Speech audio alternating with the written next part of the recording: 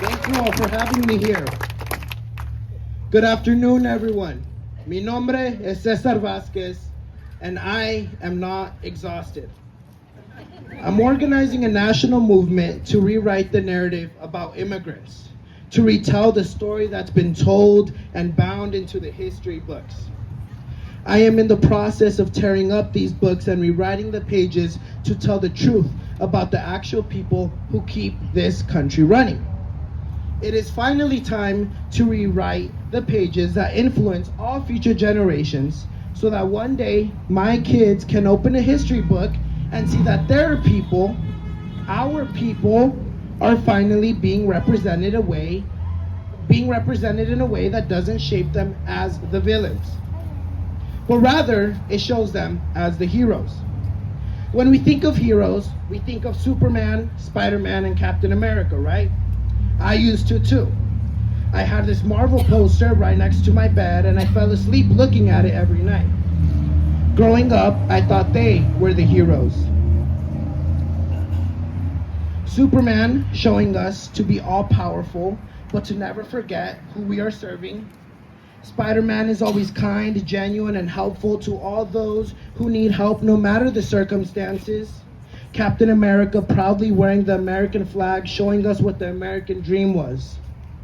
The poor small kid becoming a strong, powerful citizen meant to support the people.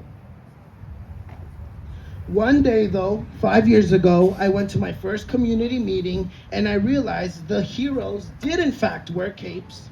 They did cover their identity and they were all powerful. Except those heroes weren't Superman, Spider-Man, or Captain America. Those heroes were the people that got up every day knowing they were serving the people of the country that looked down upon them. One day I realized that the true heroes were the indigenous community. The true heroes were the people that the system called immigrants. One day I woke up and realized the true heroes weren't on the poster on my wall or the people in the comics or the movies. The true heroes were the people sleeping in the living room because they decided to give my 3 sisters and I the room instead. The true heroes were the people who gave it their all to give others a better life.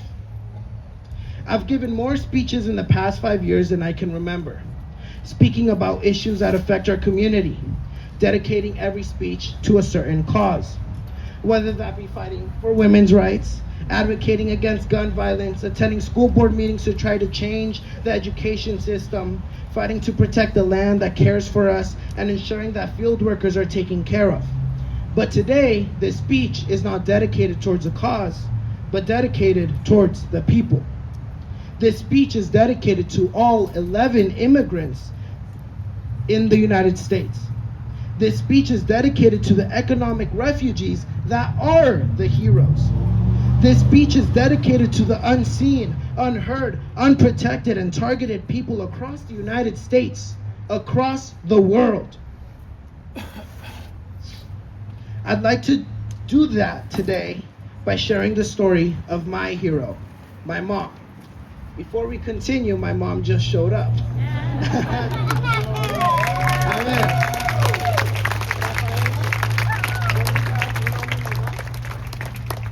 Angélica, mom, ma, ¿puedes venir a frente? Let's see. My mom's gonna be coming up here. This was not planned. That's my mom. There we go. She just decided to be fashionably late.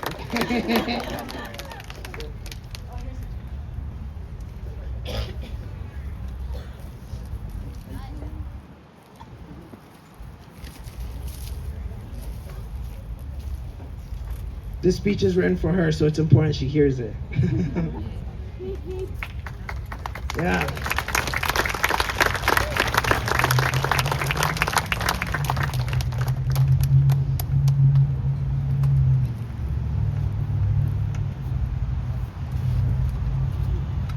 We'll figure it out in a second, don't worry.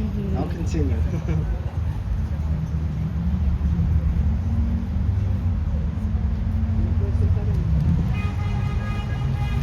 Okay, let me continue. This speech is dedicated to the economic refugees that are the heroes. This speech is dedicated to the unseen, unheard, unprotected, and targeted people across the United States, across the world. I'd like to do that today by sharing the story of my hero, my mom. Approximately 9,855 days ago, my mom crossed the border. My mom walked through the desert to get to this country. 9,855 days ago, my mom saw her mom for the last time. 9,855 days ago, my grandma refused to hug my mom out of pain for leaving. But my mom knew she had to leave to give them a better life. My mom came into this country at 16 years old. She came into this country looking for a better life.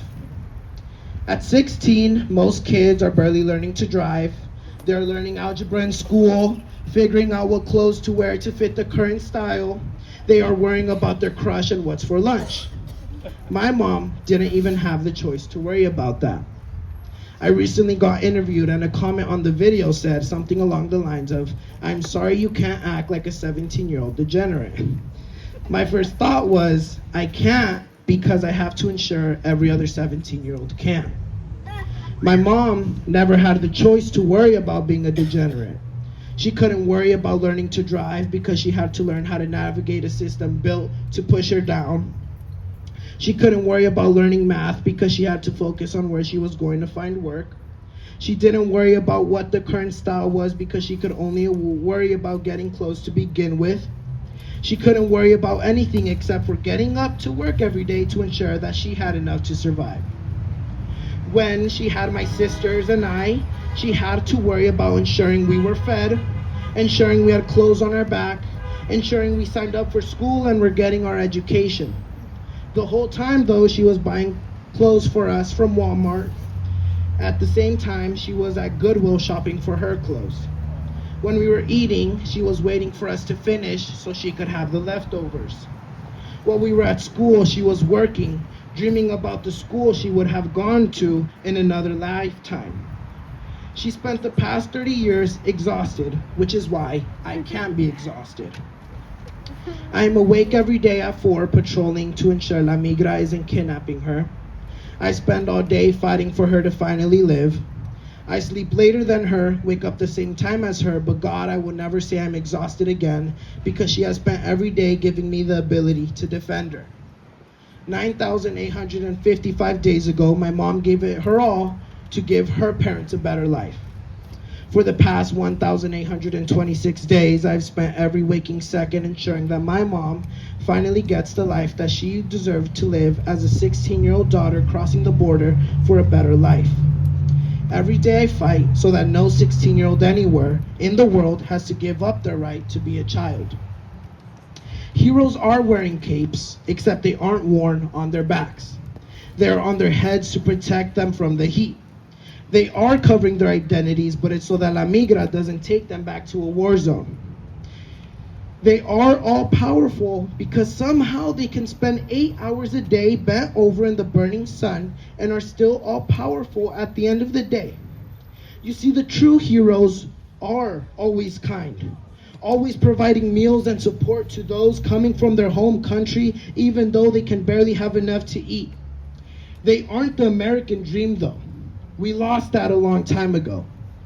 The people keeping this country running aren't fighting for the American dream anymore.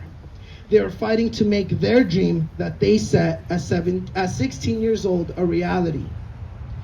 There's a documentary called Which Way Home, which shares the stories of kids soaring across borders like the monarch butterflies every day. Every day I ask myself, which way is home? For me, my mom, for all economic refugees. America lost its dream. It has become what all immigrants run from.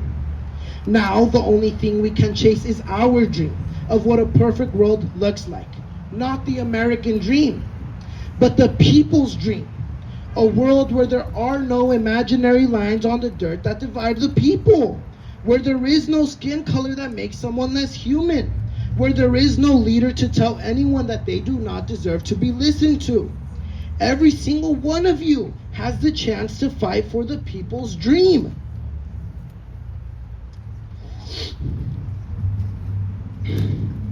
So do that.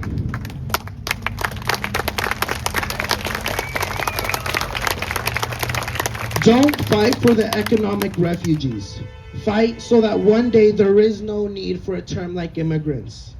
Fight so that one day your kids only have to worry about being a 16-year-old degenerate child. The heroes aren't in the comics. They are right next to you.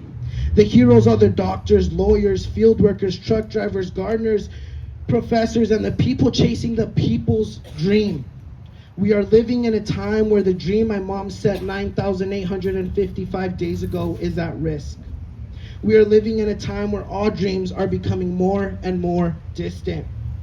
And the only way we can soar like the heroes before us is for all of us to support each other, for all of us to come together as people.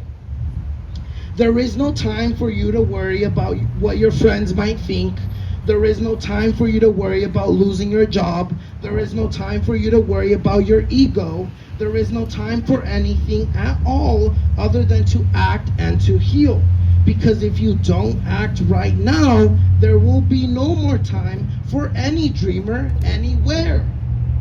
No matter where you come from. We are at a turning point in history. We are in a season where we must hold on to hope and to each other. We are in a season of change, and you all have the power to be the change. So be the change. So that one day, my mom's dreams, the dreams my mom set to fulfill 9,855 days ago are no longer dreams, but a reality. Show her that she is a hero. So join me on August 1st as we show the world who the real heroes are. Thank you.